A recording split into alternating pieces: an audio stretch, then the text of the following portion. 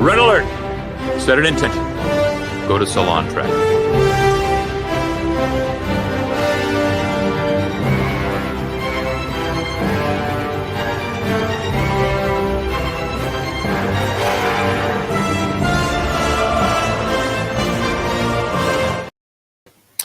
Ahoy, hoy, friends, and welcome to the Salon.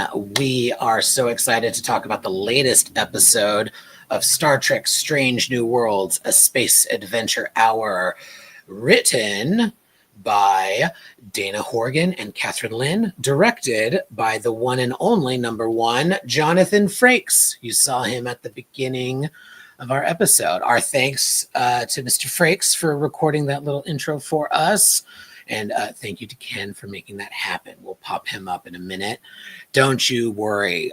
We have a fun episode to talk about. Before we get into it, all of the podcast things, no visuals that'll pop up, just my beautiful face, to say please like and subscribe, comment on our videos, share them on social media. We are at Salon Trek, wherever you listen to podcasts, and on YouTube, and of course on our social channels. We also have a Patreon. You can find us by searching Salon Trek.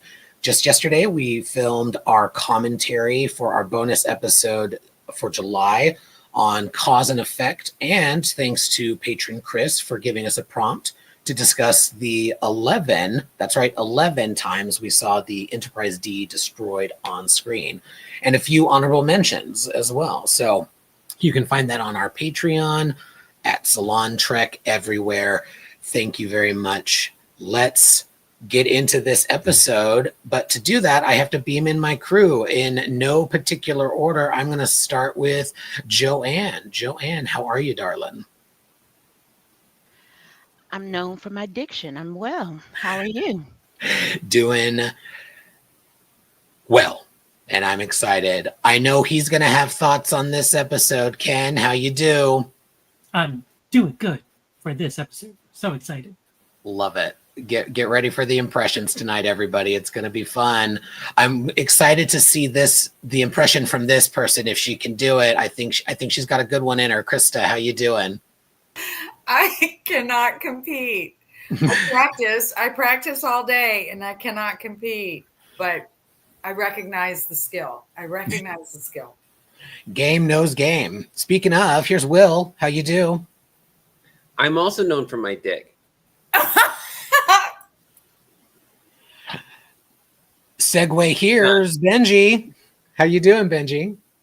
Good. I'd like to be known for my dick. Well, I'll speak with you after. Here's Matt. How you doing, Matt?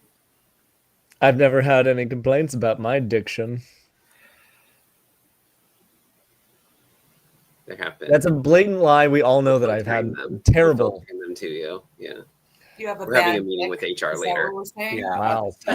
I'll forward you all of the email that we get. Wow. It's mostly complaints about Matt. Speaking of complaints, they all go to Trevor. Trevor, how you doing? I'm known for my Sean. It works. We got the full crew tonight. I'm excited. We have a fun episode to talk about. Not at all polarizing. The commentary online is chill as always. Star Trek fans are always chill. And we're going to get into it. But now that we have the crew, before we can get into this episode, we simply must set an intention. This is obvious, but don't forget to set an intention when you light it, or you're just going to be wasting the wax. Indeed, we must. To set an intention tonight, I thought it would be fun if we put the cast of any Star Trek series in a completely different show. And just like they did in this week's episode of Strange New Worlds, as always, I will start us off by sharing that I would like to see the cast of Discovery in a Mission Impossible TV series. I would like Michael to lead the team. I would like I would like Jet Reno to be the gadget wizardress. I would like Anthony Rapp to play the Master of Disguise. And then Wilson Cruz can still play his lover. It's fine. Anyway, let's go around the room. I'd love to hear what cast you're putting into a different show altogether. We'll just go straight next door. Commodore Riggs. What show? What cast and what show? Well, I was just thinking when you said that, over half the cast of Voyager has already been in Cheers. So really, there's a kind of a crossover right there. Other than that, I think that I want to do like the cast of DS9 in a like Ghibli style film. Like I just want cozy, and they have like some low stakes thing they have to do, and they all have a great time, and there's a beautiful little like cozy soundtrack behind it. Like, yeah, it's like if TNG did a Hallmark Christmas movie. I love it. Kind of, yeah, basically. Also, great choice. And I hope I didn't steal anyone's idea. Krista? I had a number of answers to this question, but I think I will go with I want the DS9 cast in the original Dexter, in which Bashir is the vigilante serial killer. There are no correct answers, but that's the correct answer. Yeah. Drunk Yeah. and everything, and I get it right. Also, no offense to the guy that plays Dexter, but you just leveled up the hotness of Dexter by like 1,000. Yeah. William? Well, I would put TNG in the Golden Girls, and I would have Card as Dorothy, and then sorry, Alice takes the square. I would have Data as Rose, Riker would be Blanche, and then Q would probably be Sophia, because that would be funny. Okay. That would be my pick. Wait, does that make Deanna Stan? Yes. I love that. Well, no. I guess if oh wait, it would be Bev. It would because be you Bev. said that Yeah, Picard it would be was Bev. Dorothy. Right. Bev would be Stan. Yeah. And all of Will's girlfriends are just played by Deanna. Like it's always a different name every episode. Yeah, but it's just the same person her. over and over. Yeah. She's playing Mel Bushman. Yeah. And then we'll have Worf the will play Zipper the King. Cook. No, huh? Mel Bushman, the Zipper King. The Zipper King, yes. Miami Zipper King, Mel Bushman. Mel Bushman awaits. Yeah. Tune in next week for mine and Will's special episode. I could go on. I could cast everybody. Yeah, I could go through each cast everyone. It's gonna happen. Worf is the gay cook that's only there for one season. Well, one episode. I guess that would technically be Yar. Yar would be the gay cook. Love it. That's there only for the pilot. Love it. Benji, 2 tough acts to follow, but I have faith.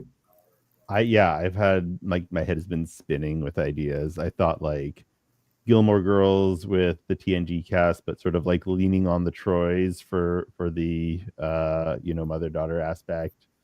I thought like All in the Family with like the Ferengi characters, so like Ram and Lita could be the daughter and Meathead, and then that got me thinking about, for some reason, Quark being like a really good game show host. So I thought like Quark hosting The Price is Right.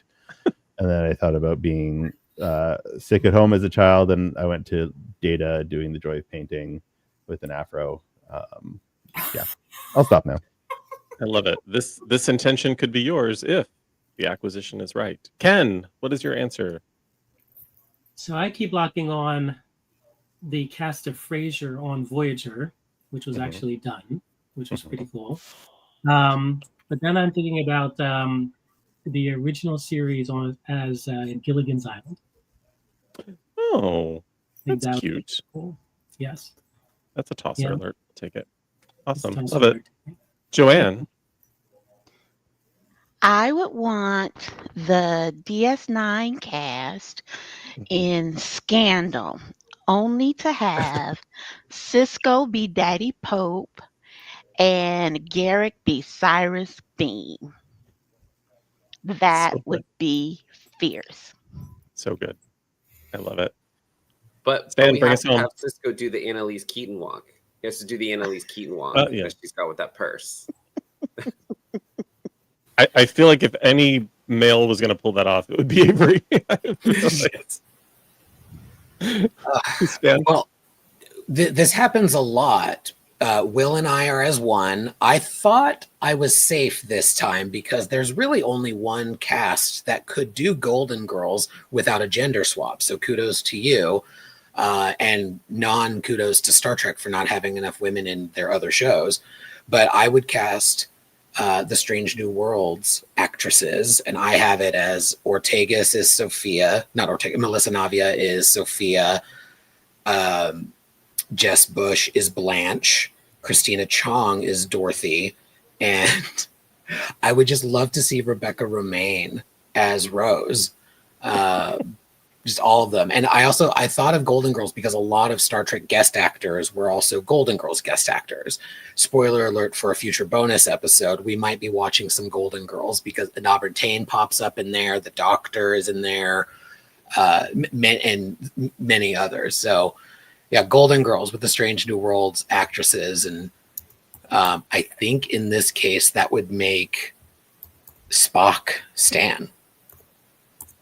And Pike Mel Bushman. Yeah, for reasons we will discuss in talking about this episode. Trevor, an excellent intention setter as always. The intentions are set. And now we're going to have a space adventure hour. We are going to talk about this episode of Star Trek Strange New Worlds. Get excited.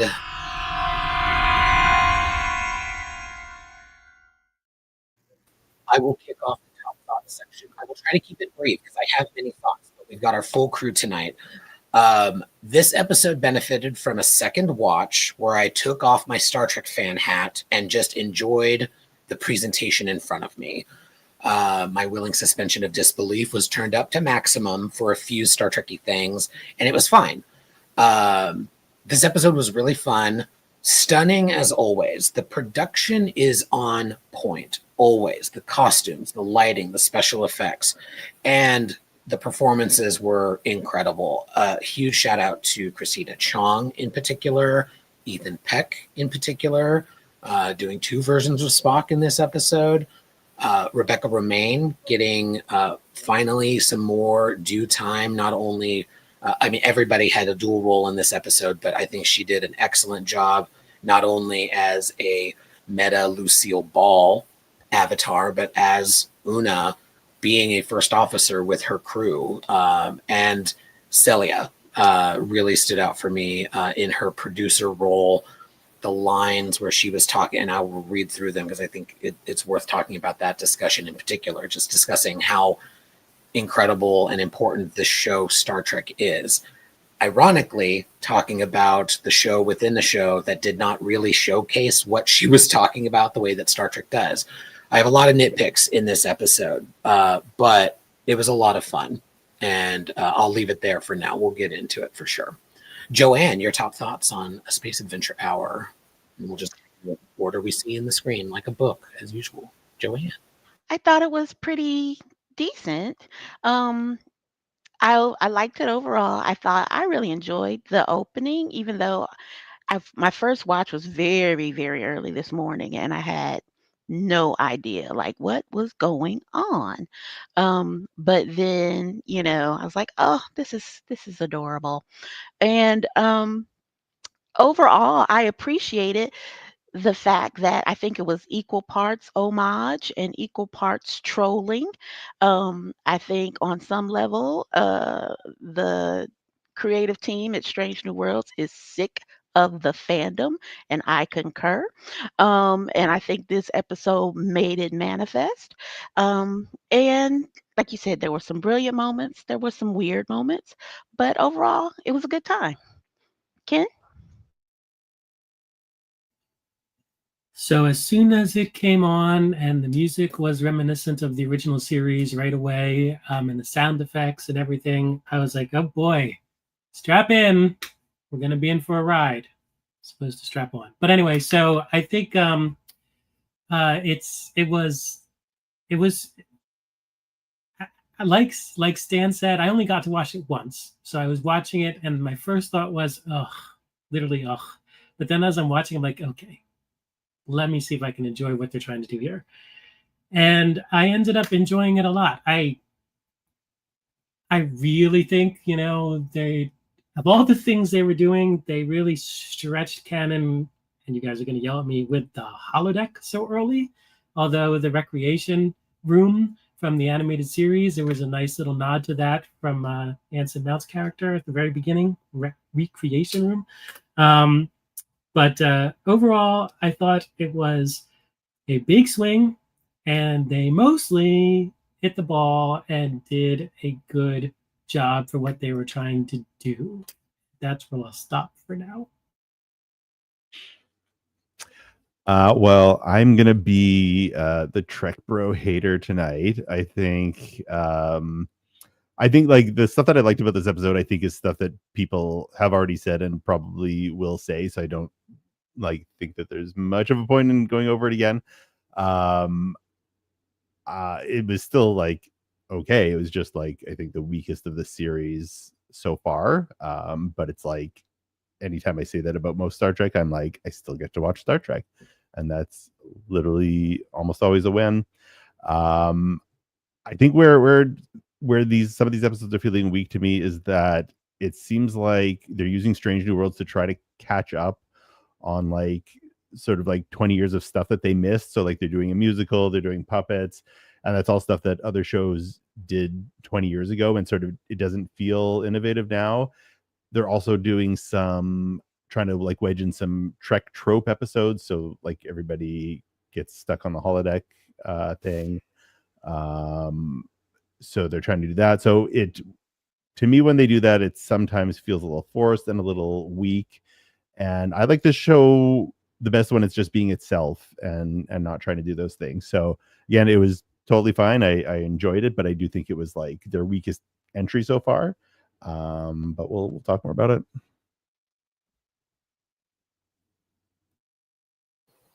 I thought it was fine. I enjoyed the kind of the twist of the holodeck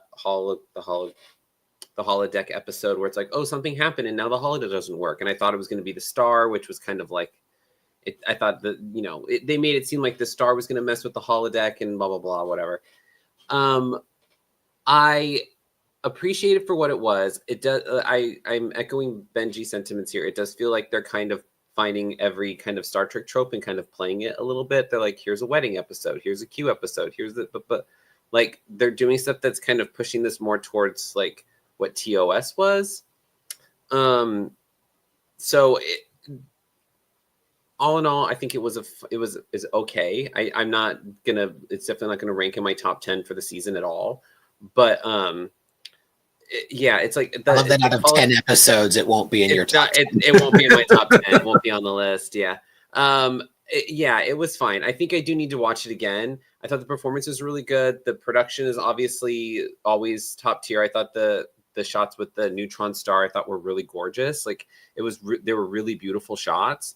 And I think the kind of meta stuff that they were doing was good, but some of it lacked a little bravery. Like I would have leaned into it even further. I would have had that set be the set from TOS. I would have just been like, you want TOS, here it is. Like I would have gone so far into it that I probably would have gotten the show canceled. But that's just me. But like I would have gone full, like we're digging up the old costumes. Like I would have gone, like I would have done it exactly the way that show was, to kind of show them like, you can't, sorry Ken, that you can't do this show in 2025 the way you remember it from the 60s. And I would have pointed it out in a way that would have been really ridiculous. And I think what they did was fine. It does feel a little safe, but the meta stuff was cute. I like the bloopers at the end were really funny. That girl in that fucking alien costume was hilarious. She's like, what about this?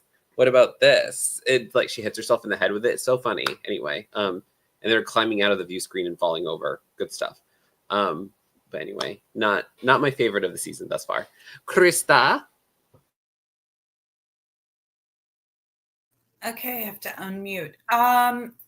Initially, I was with Ken where I was kind of like, what the fuck is this? But I found that I enjoyed it, but I enjoyed it for the sort of very down low punk of really, sorry, Ken, diehard fans, where it's like you have this brilliant 5-minute soliloquy by the Uhura playing a Hollywood agent, talking about the point, the importance, the hope, the dreams, the all of it, juxtaposed against the let's include the 5 seconds of we need a separate power source for the holodeck. It's that kind of, you miss the big story by settling on the minutia of it. And I liked the I liked the clapback. I thought it was brave. I thought it was, full fingered, fuck you, come and do it better then. And I really appreciated it. I'm not a huge fan of Lon and Spock and whatever direction that's going, but I liked that they acknowledged sexism. They acknowledged the original purpose of the show. They acknowledged the groundbreaking nature of everybody involved in it, and they also acknowledged the kind of hypocrisy in the fandom. This sort of feral attachment to what can and cannot be. And it wasn't in your face. It was very subtle. And I thought it was a very clever way to address those issues. So I strangely, it's one of my favorite episodes for this series, which is not one of my top 10 series. So yeah, you won me over. I loved the episode. I thought it was fantastic. Like all around, and maybe I'm in the minority of saying this, but like having even like the technology and stuff, like, okay, they covered all of their bases. They had a holodeck episode without breaking canon. Like at the very end, like, okay, they probably have had these around. In Discovery, we saw them training on a starbase on a holodeck. So clearly the technology was there, and that now they explained why we don't see them on like Kirk's Enterprise, which obviously, yes, we all know why we don't see them, because they couldn't think of that, because the idea was even too much. So like, I loved all of that, on top of the fact that they did a very USS Callister from Black Mirror. Like, it was very tropey, mocking, but at the same time, like, I thought it was still respectful. Like, it was in that like parody fun way of like, we all care about this so much. I thought it was fantastically done. And obviously Uhura's speech got me, hearing like her say, this is why we're doing this, spelling it out in Star Trek of like what Star Trek means. I thought it was fantastic. I thought it was right on the nose. I agree that maybe it was a little safe, but I don't think that it was necessarily supposed to take a huge swing. I think it was more of like, here's another fun episode. We're going to talk. We're going to have kind of tongue-in-cheek, kind of Lower Decks-esque at some parts of it. And honestly, I just loved all the characters in it. So to Ken's analogy, I think it was they took a big swing, or a big enough swing, and it was a line drive down the middle. I thought it was okay. It didn't ring all my bells, but it also didn't like trigger anything that it's triggering for people that hate it or are reacting in an extremely negative way. What bothered me about it was, and I did watch it twice just to make sure it wasn't tired Trevor watching it late last night versus slightly less tired Trevor watching it during the day. But there was I don't know if it was the pacing. I don't know if it was the dialogue that was so not Star Trek when it steered into like the actual murder mystery. But I found it a smidge on the dull side. And I don't usually feel that way about Star Trek. So that stood out to me. I love that Christina Chong was basically running this episode. I mean, her character was interesting. Her character within a character was interesting. The things that the people are complaining about and hating about it. Stargate did this twice in 200 episodes, the show within a show that's making fun of the show. that Star Trek can't do it once in 940 or 940 some odd episodes is a little ridiculous. So relax.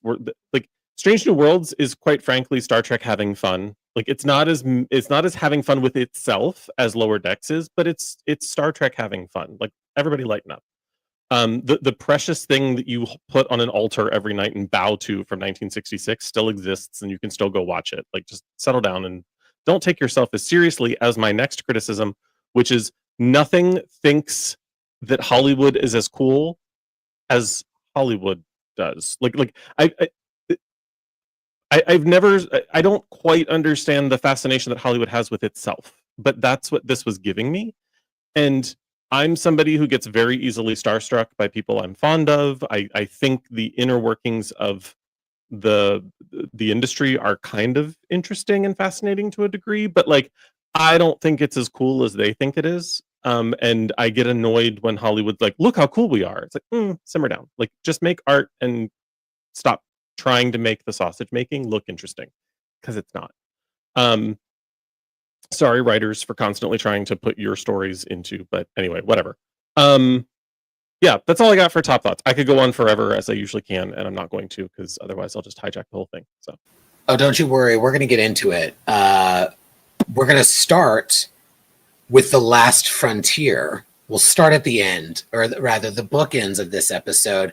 To kick that off, though, it's been referenced, and I want to talk about Celia's monologue in the middle of the episode as the producer character producing this show within a show by way of starting some commentary. So she says, do you realize how rare a show like this is? A digestible reflection of their own world through the lens of fantasy, social commentary with rubber masks and buried metaphor, obviously talking about Star Trek.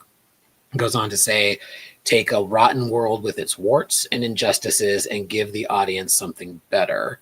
And then says, you don't find the idea inspiring. You don't think some kid out there is going to see the show and spend the rest of their life searching the stars. You don't think a person can love a piece of art or music or a story so much that it heals them, shows them part of themselves they've never seen before, and give them hope. A show like this could have gone on forever, given generations of fans a place to feel seen, to belong, something to believe in again, no matter who they were or where they come from. Beautifully delivered by Celia Rose Gooding, clearly talking about Star Trek generally. I find it interesting that in the show, she's talking about the show within a show. We only got snippets of it, and that's what we're going to talk about now.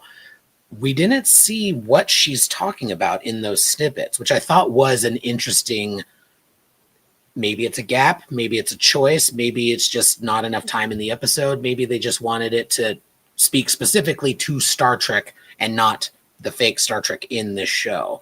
I thought it was an interesting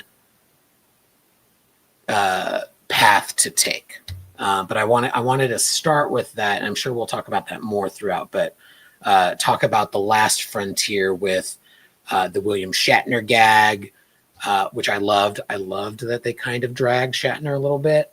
I wrote meta in my notes all over it, including here with the doctor that wanted to write Westerns, referencing DeForest Kelley, the Shatner references, the Riker maneuver at the end with the gag reel.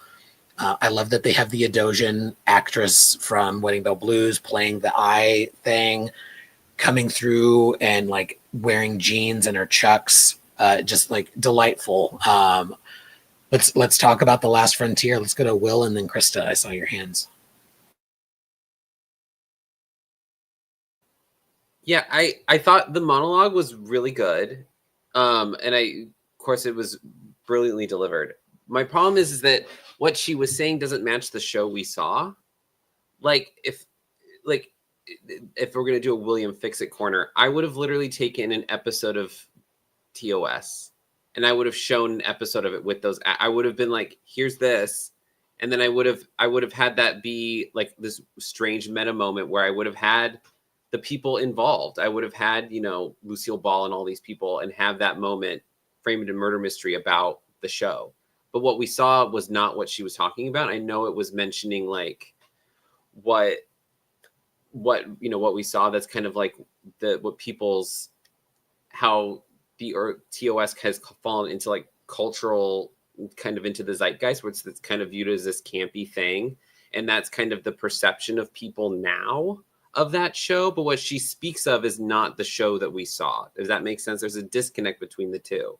So it feels like there's like, what she said was really poignant, but the show we saw was this campy nightmare. But TOS, as we know, is not a campy nightmare. It is a product of its time, which happens to kind of verge on camp only because it was, from the 60s. But I don't think that what we saw necessarily reflected that. And the time to have shown the kind of fun stuff would have been the bloopers at the end. What we saw in the show initially, I don't think was taken seriously enough to reflect how powerful her monologue was later. It kind of undercuts it before it, like pre-cuts it. It's weird. But I thought it was fun, but it didn't. I could see what they were trying to do, but I would have gone full. I would have done pedal to the metal and like rented that fucking set that's in that guy's garage in Colorado or whatever. Like I would have fucking done that. Like I would have been like, fuck it, we're doing it. If you're gonna do it, don't half-ass things. Star Trek sometimes half-asses shit. Or just like, John, take the shuttle over to Ticonderoga. I was gonna say, you mean Ticonderoga? Yeah, wherever it is. I don't know where it is, but yeah, in upstate New York. Yeah, they could have taken everyone over for a day trip, but yeah, I mean, like, I just sometimes Star Trek has kid gloves with stuff that it shouldn't, and I think this was the time for Strange New Worlds to come out and really give like a solid knock to the jaw to these fucking bitchy fans. But like, I think that's what this is doing, but it's trying to not alienate. I don't know. It's safe when they shouldn't have been safe. Krista, sorry, I'm rambling. Krista, take it away, sister. I think the monologue hit me. I rewound it. I watched it like 4 times, and I think it hit me because my perspective, and I may be the only one, but my perspective is it was more a commentary on the lack of risk in writing nowadays.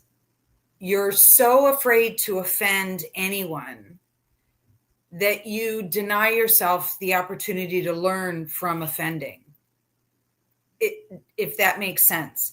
So to me, it seemed like it became all the more powerful because it was kind of a commentary on how the expectation of the fandom is that it's just going to be recycled themes over and over and over again with new technological hoodads, but it's essentially the same thing.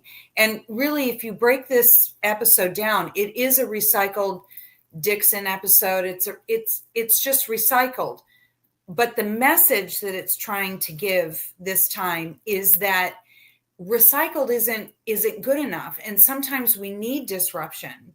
We need to make a mistake in order to learn from it. We need to be offensive in order to learn how to not be offensive. And I think for me, I interpreted it as kind of a commentary on how, and my personal perspective is, is most writing now is designed to not offend anyone because you don't want to be canceled. You don't want to, be viral on anything. And it seems less authentic that way. I don't encourage people to be offensive, but I do encourage the idea that much like mistakes, being offensive can teach you something. And I think that what they were trying to say a little bit is that we're going to go a little bit outside of the confines that you're comfortable with, but we're not going to go so far that we're going to actually make a groundbreaking point. And I think that's where they lose. For me, that's where they sort of lose. They become kind of craven. Make the fucking point is what I'm looking for. Make the point. be bold, make the point, risk it. I will have more respect for you for risking it and putting it in people's faces, because that's really what TOS was. And I'm not a huge fan of TOS, but TOS was groundbreaking on so many levels, and everything after that was not. That's the fucking fact. And so now you have the chance. Be groundbreaking, because everybody's fucking up. So be groundbreaking. Ken, and then Joanne. Be groundbreaking. Your orders are No pressure. I think to Krista's point at the end, I mean, I know I'm the TOS person here, but I have to, a lot of you folks went around and were saying, sorry, Ken, about some of the opening top thoughts. So I don't feel like TOS is like everything else is shit. I mean, I know you guys seem to think sometimes that's kind of my position.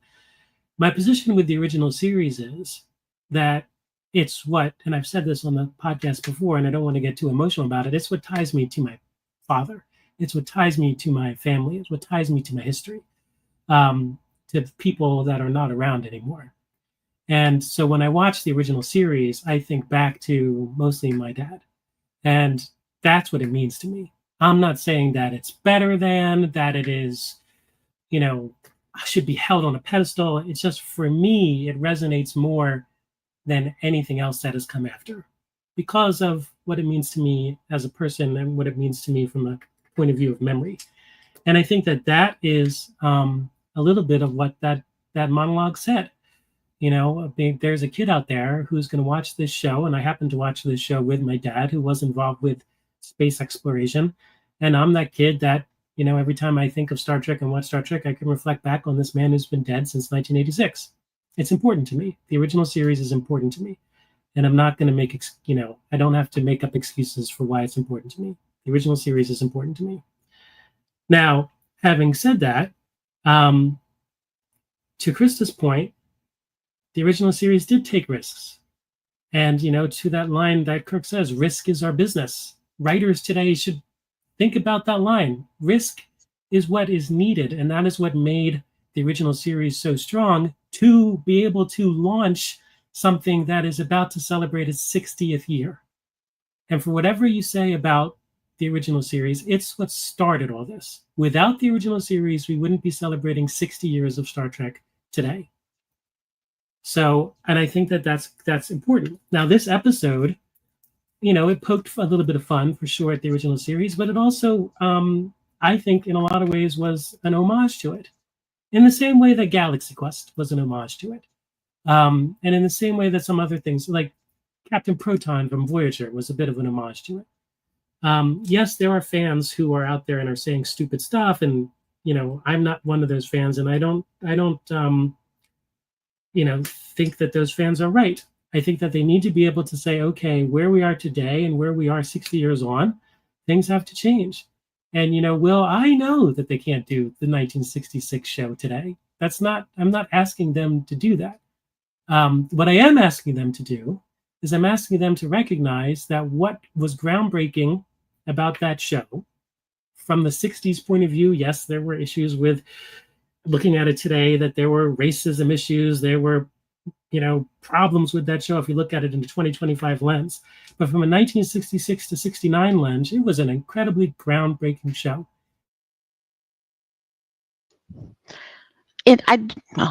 You're on mute, Ken. Oh, sorry. Every series since then has the same capability of being as groundbreaking for its time that the TOS series was for its time. And sometimes they don't. And I think, to Krista's point, the show has to take risks. For Star Trek, risk is Star Trek's business. To paraphrase Captain Kirk, risk is Star Trek's business. If it's not being risky, it's not being good Star Trek. And that's where I'll stop. So yeah, I agree that I don't think I think Cecilia's speech in the middle was the sincere moment. It was the, I learned something today moment. It was the step outside of what was happening all around them. So I don't think it was supposed to reflect, what happened in the openers, The Last Frontier, and the blooper. I think they were saying, because with every generation or with every iteration of Star Trek, we all have our own sort of Star Trek that we understand, that we love, that we relate to, that we connect to. And I think the point is that they're saying, we're all like, oh, especially these bad faith arguments about this isn't Star Trek. We all have our version of what is Star Trek. And people think, oh, we need to return to form. But no, I took the point of the monologue saying, no, we need to remember the intention. We need to remember the inspiration and remember the ideas that undergird this tremendous franchise. That's really what that moment meant for me, because again, eh, Star Trek in some level, and I did like, because at first I was like, this is very referential, but it's kind of like Drag Race in that this is an icon of and has transformed culture, and we're big enough that yeah, we can reference ourselves, but we also need to remember, what Drag Race has forgotten, is that we were here to be disruptors, we were here to be innovators, we were here to be inspiring. And so we need to remember that and transform ourselves, not hold on to, whatever is dear and near to us and say that this is the only way it can be done. So I really thought that that was a great moment. And that's what I thought was happening. Let's go to Trevor, and then I'll loop back to some others. Yeah, I just wanted this diverges a little bit from the speech itself and really kind of focuses on something that Ken was saying about every iteration thereafter. I think the riskiest iteration was Discovery, and it received some of the harshest, most bigoted backlash that any Star Trek has ever received. And it makes me sad because we're talking about Strange New Worlds sometimes playing it safe, and nobody on this screen made those complaints, and I doubt anybody watching us, because if you watch us, you already know who we are and what we think. Unless you're here for the first time, in which case, hello. But if the folks that responded so negatively to Discovery, not because they didn't like the story, but because they didn't like the risks it was taking, pushed Paramount reflexively into a place of like, let's go a little safe. Like we'll dance on the edge from time to time, but we're going to make some really safe choices. And it's because, and I think we sort of unanimously feel this, whether we liked certain seasons of Discovery or not, we all felt, I think, like it was bold in many ways, but the backlash disappointed us in that we recognized or realized that not everyone that claims to love this franchise loves it for the same reasons that we do. For Ken, it's a connection to family.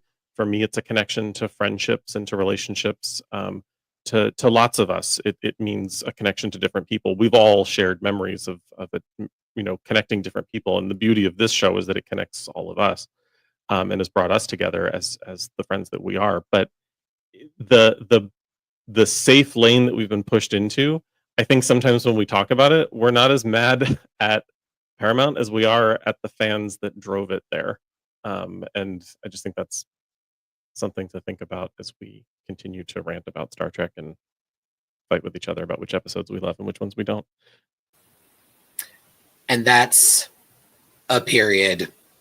I don't know the proper terminology, but that is accurate. Let's go to Matt, and then will close out this section, and then I'll move us forward with a really bad segue, I'm sure. Well, consistency is key. All I was gonna say, like, I heard a quote that was like, because a lot of people say, what's your favorite Pokemon, whatever, and somebody said your favorite Pokemon is whatever you played when you were 14. And it feels like people forget that in Star Trek too. It's like, my favorite Star Trek is Voyager because that's what I watched live growing up with my mom. Like, to Ken's point, his favorite Star Trek is TOS because That's what you were. Like, yeah, exactly. Your favorite SNL cast. It's one of those things where, like, I still am going to appreciate other seasons of SNL. I'm still going to appreciate all the Pokemon and how it evolves. It's no longer a flat 2D surface that I run around a pixelated, Game Boy Color. Now I can appreciate that it's fully immersive 3D. It's whatever you want, So, like, people need to remember that, like, things grow, people grow up, and we need to, like, remind ourselves of that and keep challenging ourselves. I don't know. The "this is too much" was just in reference to how many fucking Pokemon there are now, not disagreeing with your commentary. Will. Now I feel pressure to close this out. I feel like my and issue don't with this, fuck it up. Oh God, please. It's what I'm known for. I think because Star Trek is, I'm always reminded of a quote that is, art is not a mirror, it is a hammer. And regardless of what you think of TV and writing and what you would do as entertainment, it is still an art form. It is art. You are using a part of yourself to then create art. And regardless of what this is. And I think sometimes Star Trek forgets, especially now, because of the vocal minority that we deal with in the franchise, that they tend to pull their punches a little bit. And I think that this episode, the idea of it is fantastic. And what they did with it, I think, is great. And I think within the context of the larger season, because they've kind of hinted that season 5 is when this season really starts to, like, be a real kick in the boots. Like, someone said they introduced a villain. That's something we've never seen, and all this stuff. Like, they said episode 5 on is kind of where the season picks up. I think if this is the turning point for the season, and I think in the context of the larger seasons, episode is going to play much better. I just wish they would have gone. It feels like they pulled a punch, and I see they could have gone really fully into this idea and, like, present Star Trek to the fans. I'll keep this short, but if anyone has ever watched the anime Neon Genesis Evangelion, you should watch it. It's very depressing, but it's very good. It's on Netflix.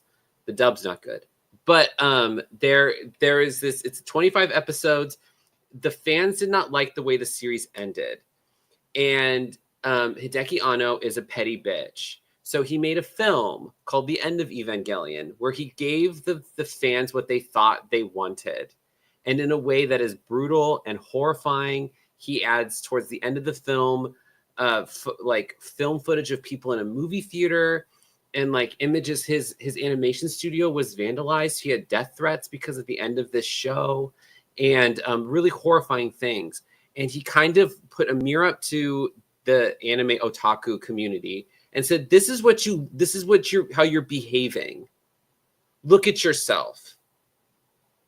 And I think Star Trek, if it's going to survive this merger and it's going to survive another 60 years, we have to hold a mirror up to these fucking idiots that bitch at everything and go, look at yourself. And this would have been a great opportunity to do it. And I hope Star Trek at some point decides to become a hammer and then hit these people over the head and go, look at yourself. Look at how you're behaving, because if they're holding on to something and attacking a franchise that they presumably love. And I think that's the frustration that comes from me with this. And I wish that they would have gone, like, they had a lot of fun, I could tell, but, like, I think this could have been a very important turning point for the franchise. Yeah. But again, I write Star Trek in my bedroom by myself and with my dog. So, I mean, no one's coming to produce my work, but it's good. I've read it. Yeah, someone. Do not Paramount. come. I know you're watching. Come to Will's bedroom. someone. Apparently, Spock is going to everyone's bedroom. So the door. Problematic gay alert.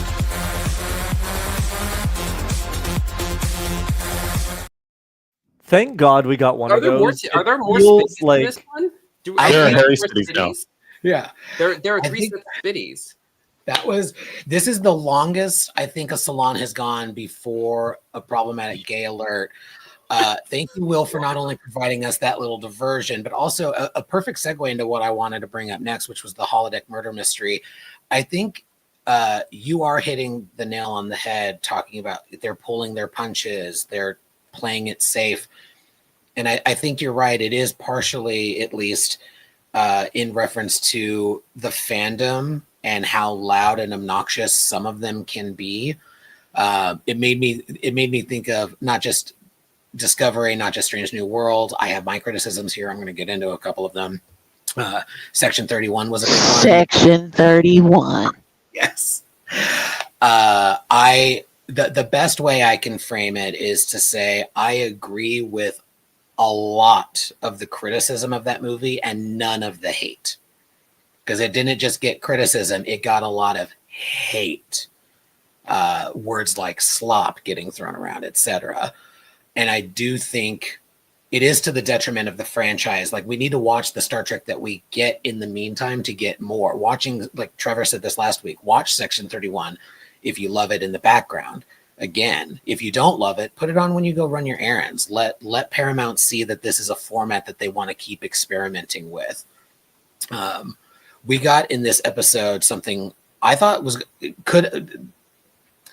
I think this episode is a good encapsulation of my overall criticism of Strange New Worlds. I've been a little harsh about this show. I want to say, for the record, I love this show. I love the production and I love the performances. I think those are always on point. I do, however, think that the showrunners are moving this show in a direction, and maybe it's studio, maybe it's them pulling these punches, where I think Strange New Worlds has a huge opportunity that they keep missing. I think they're missing the promise of their premise.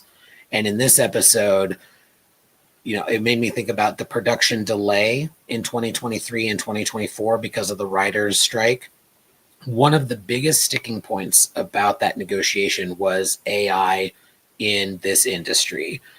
And there was a huge gaping black hole of an opportunity in this episode to discuss AI.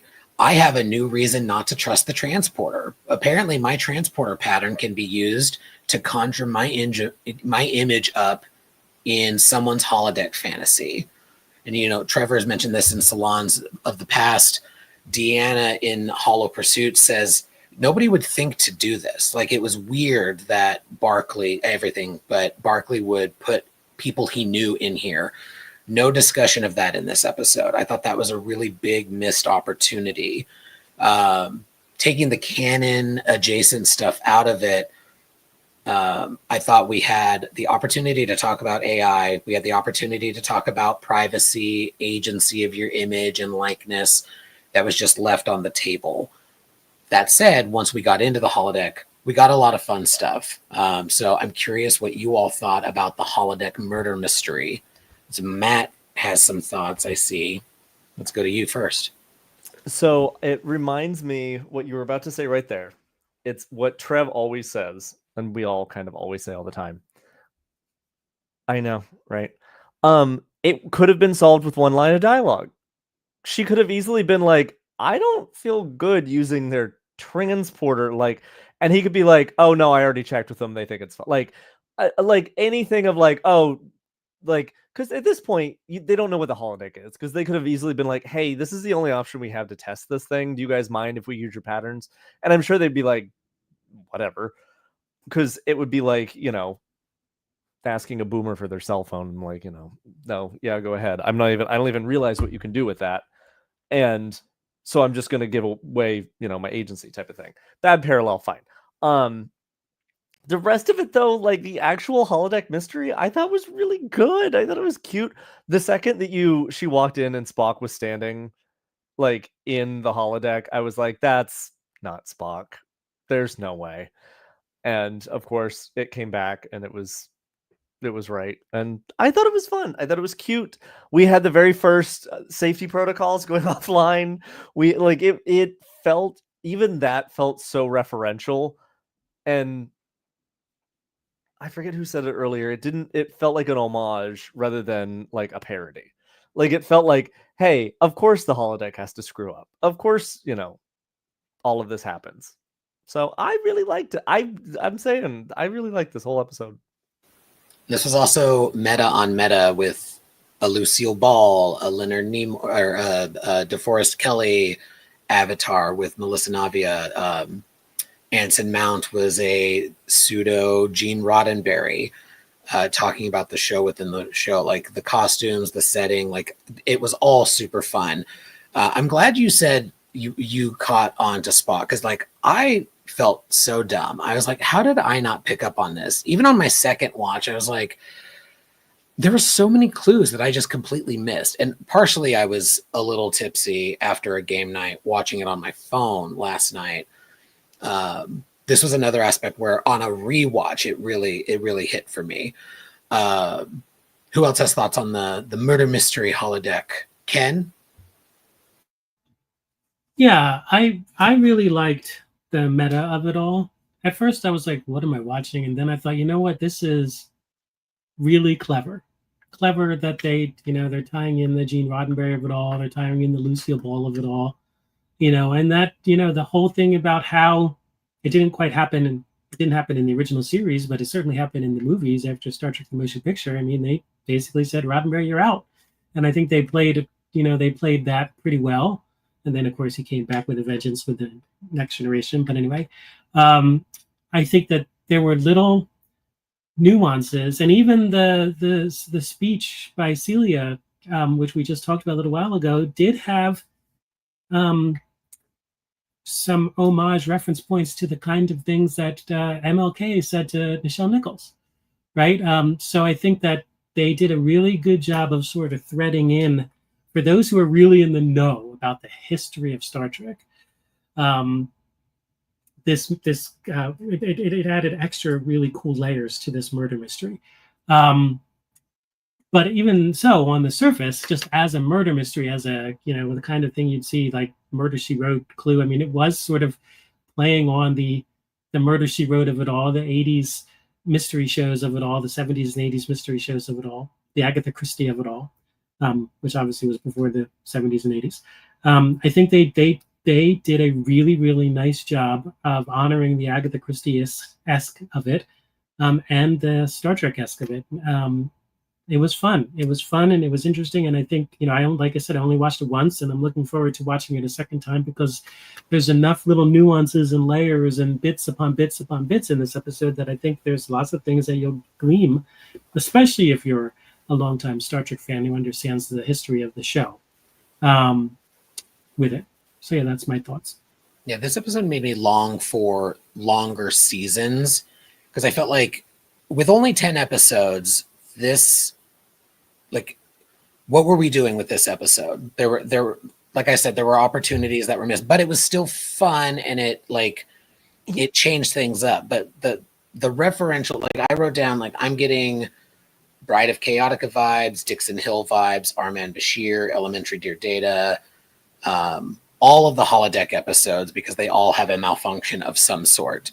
But the fun was there. I'm not trying to rag on this episode too much. The fun was definitely there, but it did make me long for longer seasons where what bothered me about this episode wouldn't bother me as much.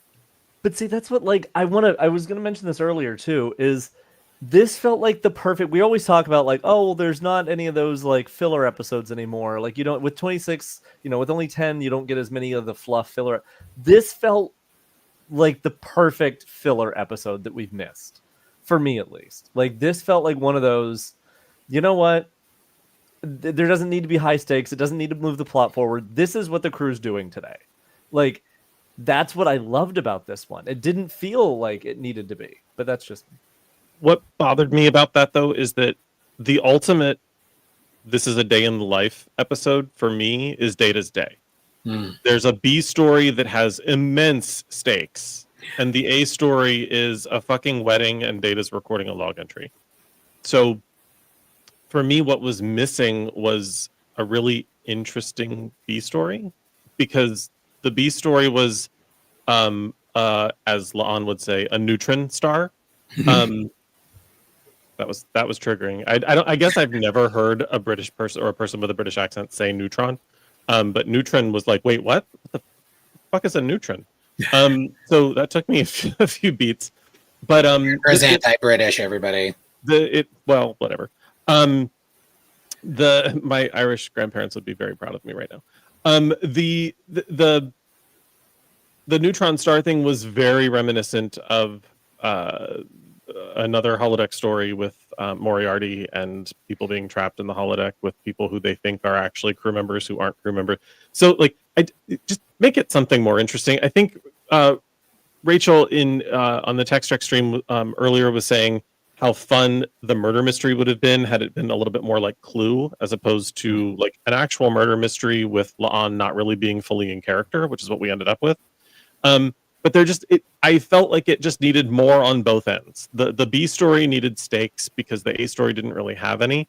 And the A story to me just kind of was like, everything you've all said is correct. I just didn't want to watch that story. I was just like, what am I watching right now? Like I was waiting for La'an to be more La'an because she kept coming in and out of character. And it just didn't land. It didn't land the ship like Will would.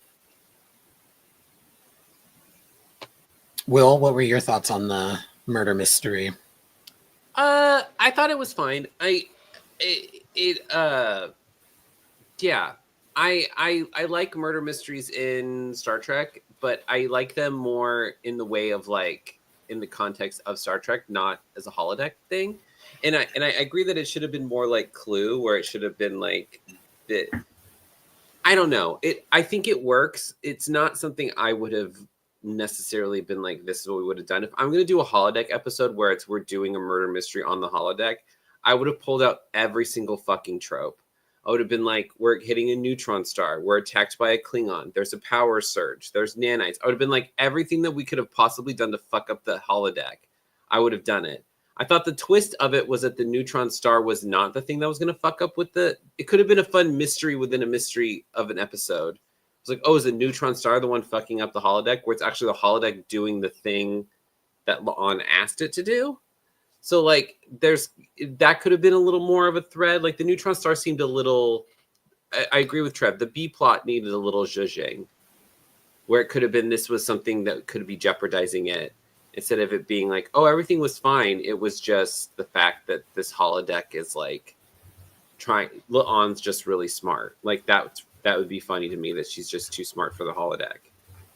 I don't know. I thought it was cute. I thought it seemed like everyone had a really good time. And I was surprised at how good Anson Mount was. Like whatever character he was doing, I was like, I love whatever this is. Yeah. This is weird and I love it.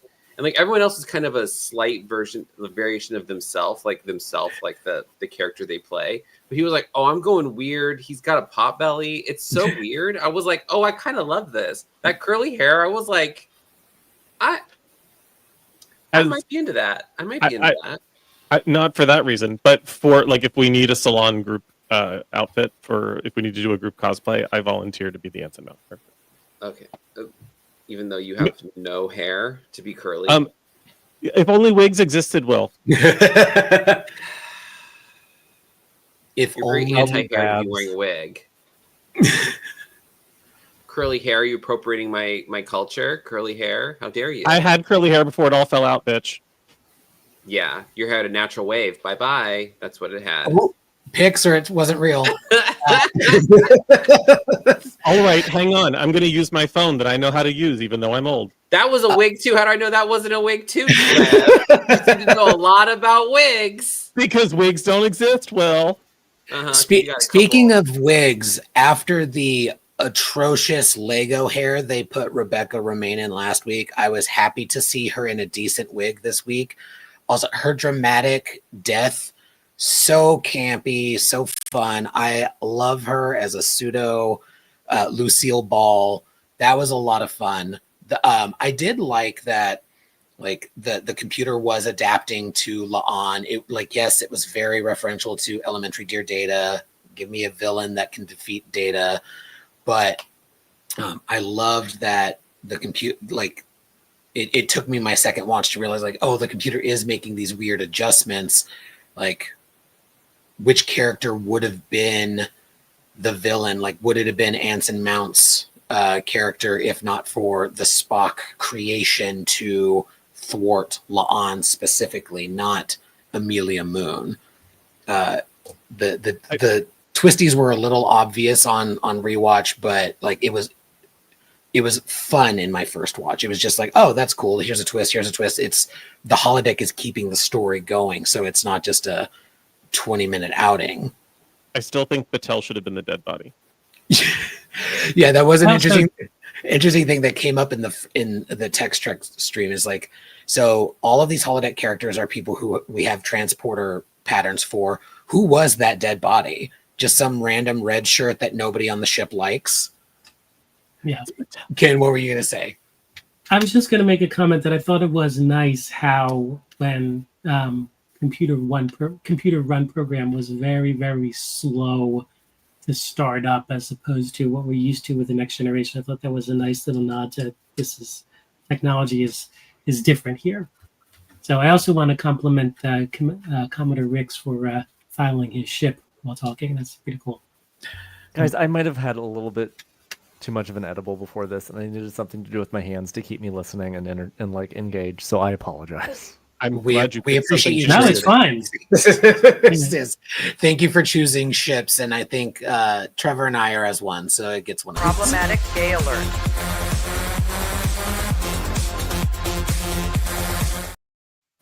Now, if this were our Patreon, patreon.com/SalonTrek, So people get what they pay for. Murder mystery in the holodeck.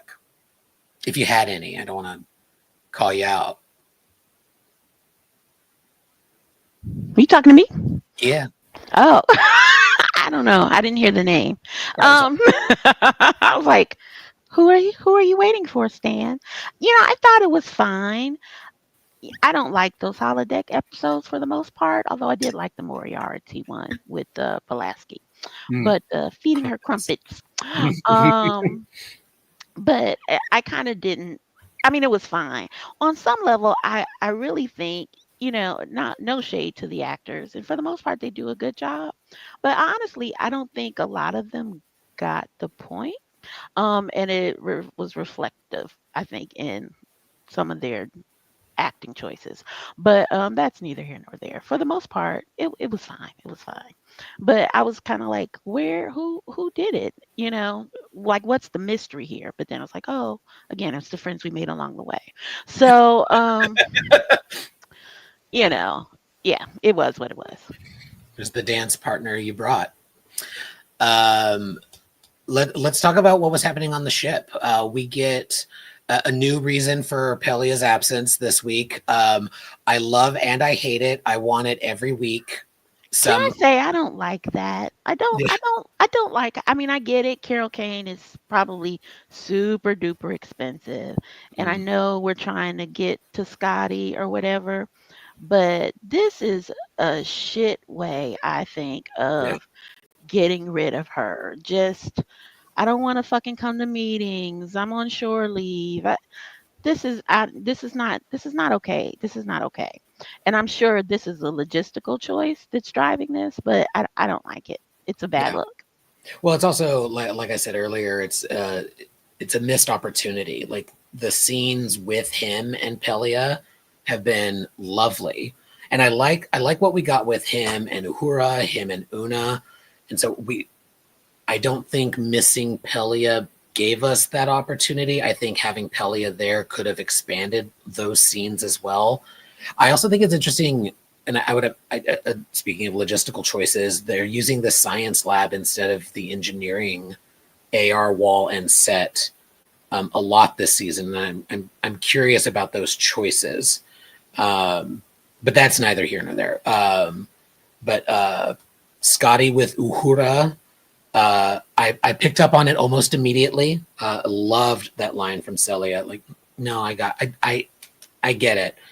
And also him with Una, and Una telling him, like, no, you need to be more of a team player.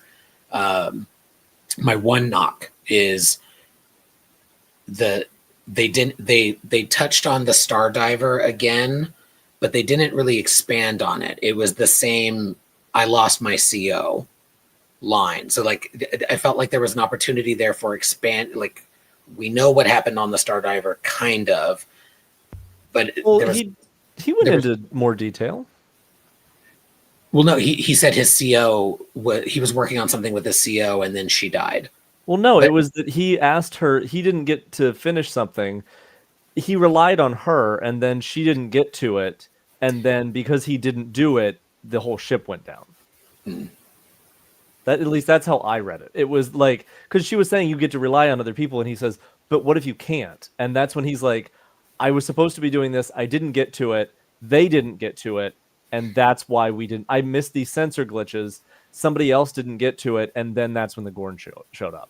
Like, he's like, if I had just done that myself, if I had just fixed the sensors myself and investigated it, we would have noticed it was the Gorn, and I could have to me it was very, I could have saved the ship, but I relied on somebody else, so now I can only rely on myself. Maybe she should have been a better manager. Yeah. Well, had it been Una, no, I'm glad you clarified that for me, because I missed that. That was not my interpretation of it, and so like that. But that makes more sense now. Yeah. Rethinking it, but I still agree with Una. It wasn't his fault. You know, who knows? Yeah, absolutely. There are many other things.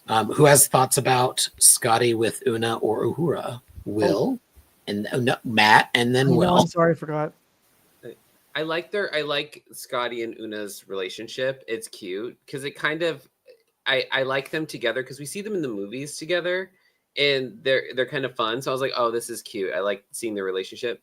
But I like what 2 weeks ago, last week, 2 weeks ago, we get Una being a good XO again. Like I think that they found out how to write her and like what her role is on the ship, and I think her kind of counseling Scotty and telling him this is not your fault, you can rely on people. Like I think the way she describes the crew is really good. It's like, these are the best people of Starfleet. Like you don't have to worry about that here. Like his trauma stuff, I'll say, I was worried that with like we were going to be dealing with Gorn trauma the same way we dealt with La'an, and we saw it kind of dealt a little differently with Ortegas, and we're seeing it a little differently with Scotty. And I don't want to jinx it, but I feel like Star Trek has figured out how to talk about trauma in a way, and how the same source of the trauma can elicit different reactions from different people, and how like how someone can pull them out of it, like how like a stable, a solid figure like Una can like bring people together from their, like help people heal from their trauma.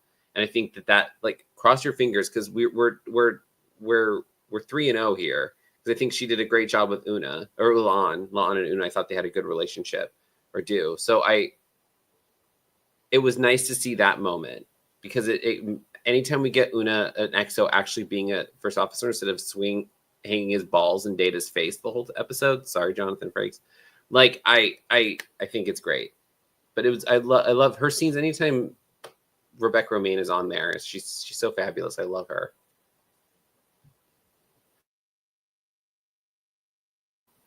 Run your show, Stanley. Well, Matt was going to say something, and then He's busy playing with his little ships. I thought somebody else had something they were going to say. All I was going to say is it was really nice to see. It was the same thing Will said. It was really nice to see like that foundation of that kind of almost a flirtationship between Scotty and Uhura, that they have that like very reverent, very, it was really cute to see, because she like kind of leaned on the bulkhead a little bit, like, what's up, my little Scottish marshmallow man. I don't know. I was trying to think of a pet name. Yeah, it is cool that they're doing that, because obviously Scotty and Uhura have a thing later on with marshmallows, but we won't go there. Marshmallows. What? Star Trek 5, you skipped it. You don't want to see it. Don't worry. Oh, okay. You don't need to like, watch it. You Well, better no, off. I will say. And also, it wasn't the I will say, marshmallows; it was a bag of chips. There's 74 decks. They're all numbered backwards. It doesn't make Yeah. sense. It is. You only need to watch Uhura's fan dance. That's the only thing you need to watch in that episode. Agreed. And Fair the point. one woman with 3 titties. That's the only thing to watch in that The episode. Catwoman. Or Yeah. episode movie. Let's the try sex. to not get distracted. Yeah, you mean Yeah, seriously, that was not my intention to get us distracted into Star Trek 5, which is better than a lot of people think. But anyway, we continue. It's really not. But at the same time, Scotty knocks his head as though he hasn't seen a bulkhead before. Like, Yeah, that was dumb. That was Kirk dumb. murders a sex worker? He sure does. He kills that Yeah, bitch. does. He kills her. He's done that like he's done it before. he's been waiting for it for so long. Hi, baby.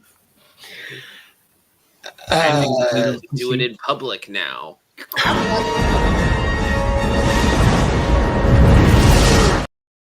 I'm the only person actively muting myself right now. Out of all Oh, I've had 2 glasses of wine. We're over. Yeah, we're all off mute. Like, I'm a bottle in. we're all doing well until just now, and I appreciate it. And I know that future editing clips Stan will also appreciate it. So thank you. I didn't want a scolding from Auntie, so I knew you were going to say something. Now, Listen, you leave Stan Flanagan out of the.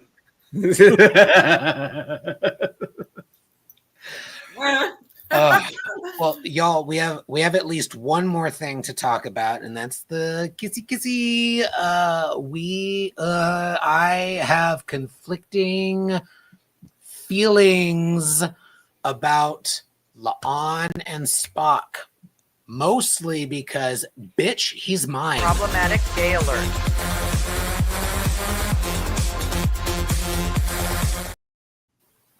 Here's my thing. For those of you not keeping track, there's a total of 6 spitties in that alert in and of itself. And still I'll not never enough. understand your attractions. Ugh.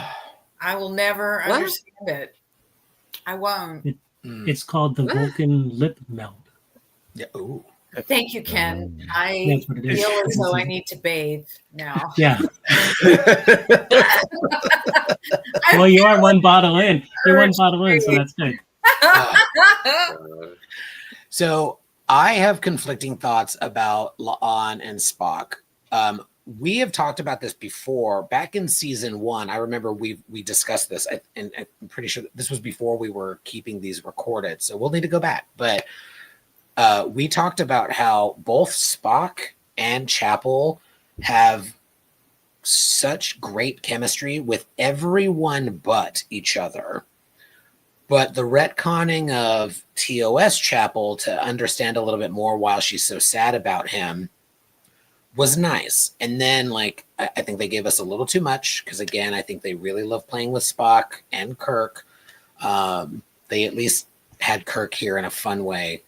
But with La'an and Spock, I really liked in Wedding Bell Blues that it looked like we were getting an intimate friendship between these two characters, and now we're going in a romantic way, which I don't love, but I will say they have excellent chemistry. I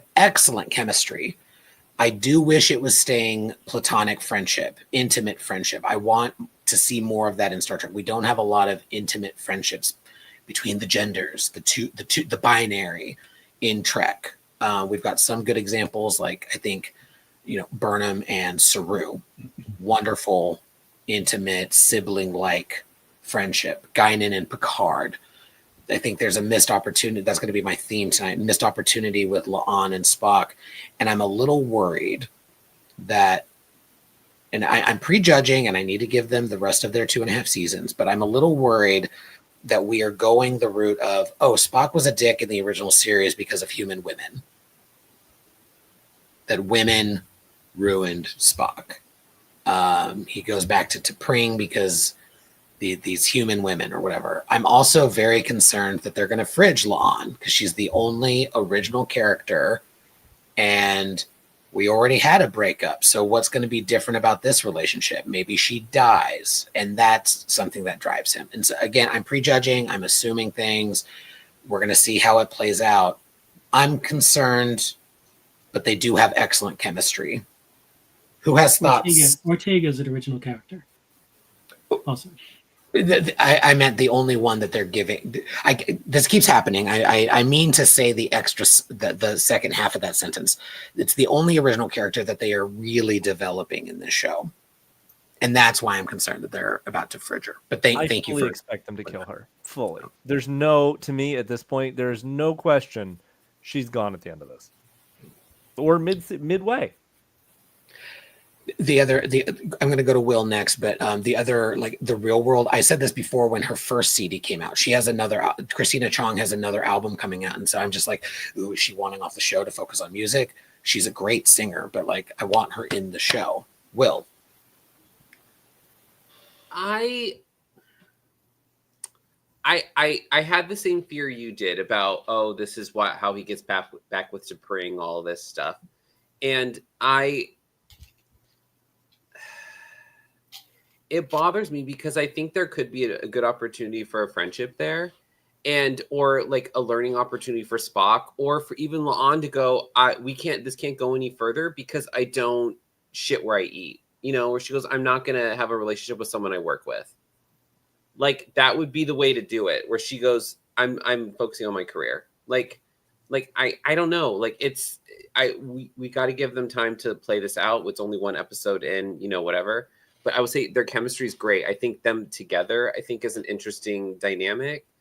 But I just hope this isn't just a precursor to La'an getting bumped off, because I like her character a lot. For some reason, I just feel like half this cast is going to die in season 5, and I just hate it, because like they've always kind of there's this weird energy around Una that she's going to die. There's this weird energy around La'an that something's going to happen to her too. Like there's a lot of like strange energy around there. Like I think it might just be because we don't hear about them later in the timeline later on, that we don't see these characters reemerge, that like they're dead after this. Like it's a big universe, but I don't know. I did think it was weird.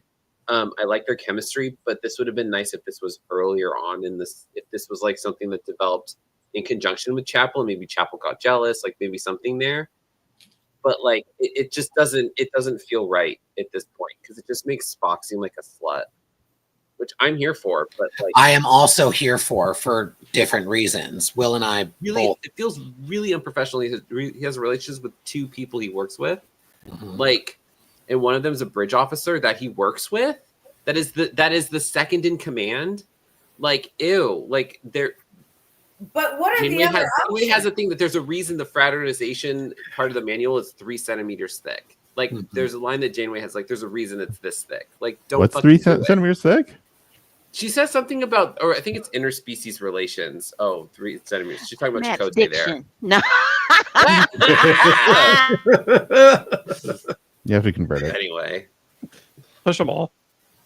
Yeah, I'm just like, where do I begin? Problematic gay alert. You thirsty bitch. Now, what is that supposed to mean? Like an inch and a half. I just want to point out that we're putting a lot into one kiss. Yes. I realized that like the old married guy is not the one who should be spreading this message, but like I don't know the names of most of the people I've kissed, let alone did I end up in a relationship with them. Like that's like we're putting a lot of emphasis on a thing that happened at the end of the holodeck episode. Like I just don't know that it's going to turn into anything. But nobody's a total redefinition of Space Seed. I don't know what that is either. You know what, Ken? That was a good one. That was actually really good. Timing was a little suspect, but that was a good one. Yeah. I'm proud of you. No, Kisses aren't contracts. Yeah. Could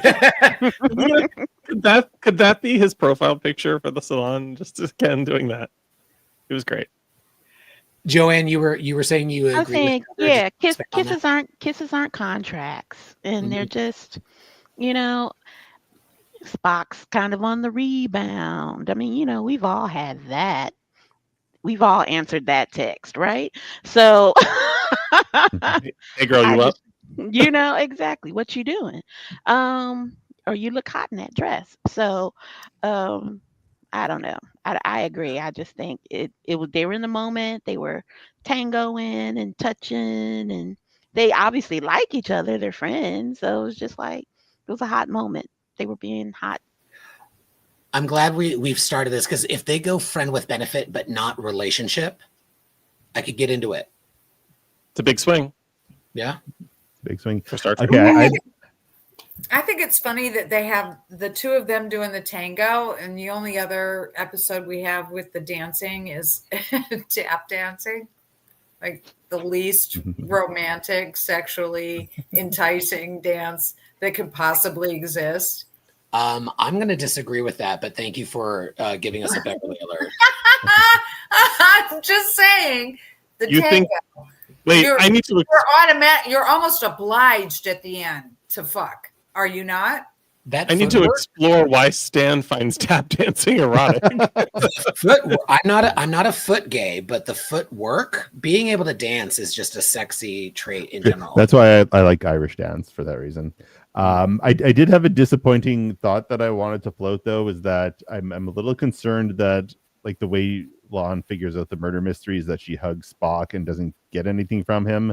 I'm a little concerned that the only reason that this relationship is existing is because they had this idea for the episode and then had to work backwards to give them a relationship so that she would know what hugging him feels like and that she didn't get a response. So, yeah, I don't know.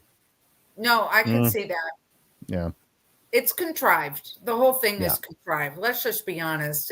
It gives a little Seven and Chakotay. Ugh. A little out of nowhere. A little like You're not wrong.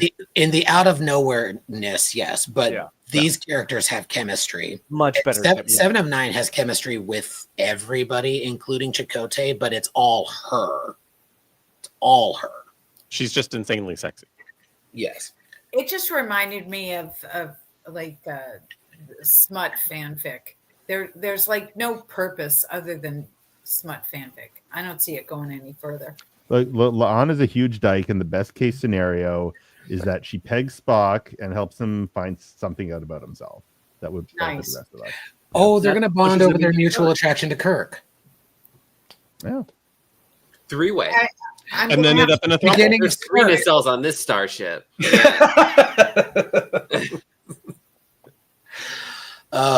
Clipping this moment. Y'all just are giving disappointing. me so many phrases that I don't understand. It's just disappointing when we find out that La'an is the one with the biggest cock. Wow. I mean, that's not surprising. No. And we will never be monetized. Yeah, no kidding. It's fun that we can Sorry, have Stan. deep, meaningful conversations to strap-ons. Like, I love it when we can do that in an evening. Sorry, Yes. Krista, I stepped on what you were saying. It was the weakest point of the episode.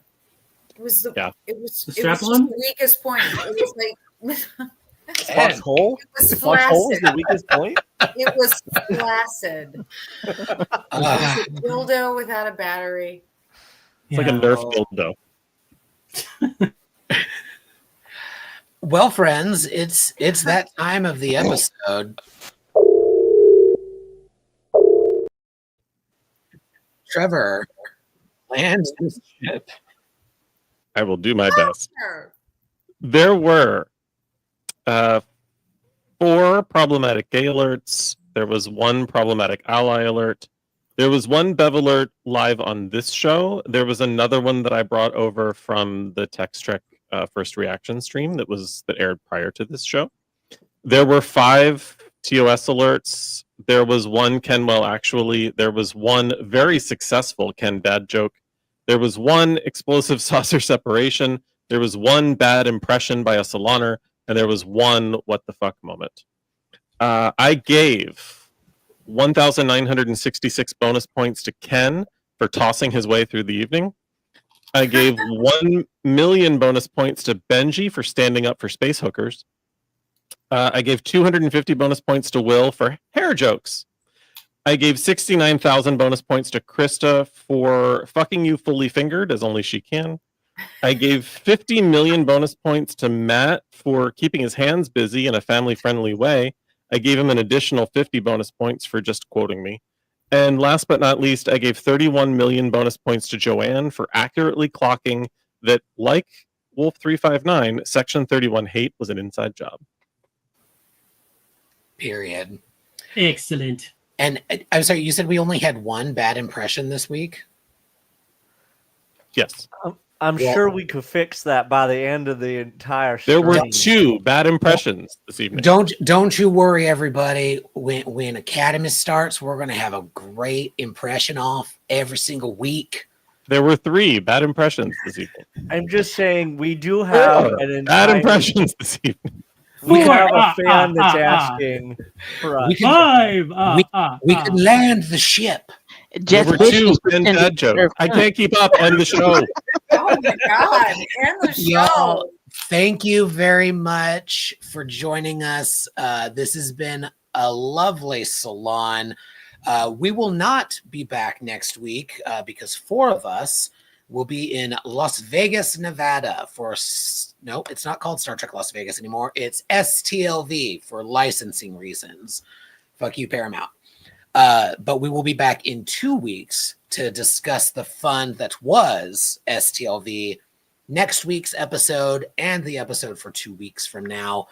Until then, please like and subscribe. We are at Salon Trek everywhere. And until 2 weeks from now, please do live long and prosper. Thank you all very much. All hands abandon ship. Proceed to the nearest evacuation zone immediately.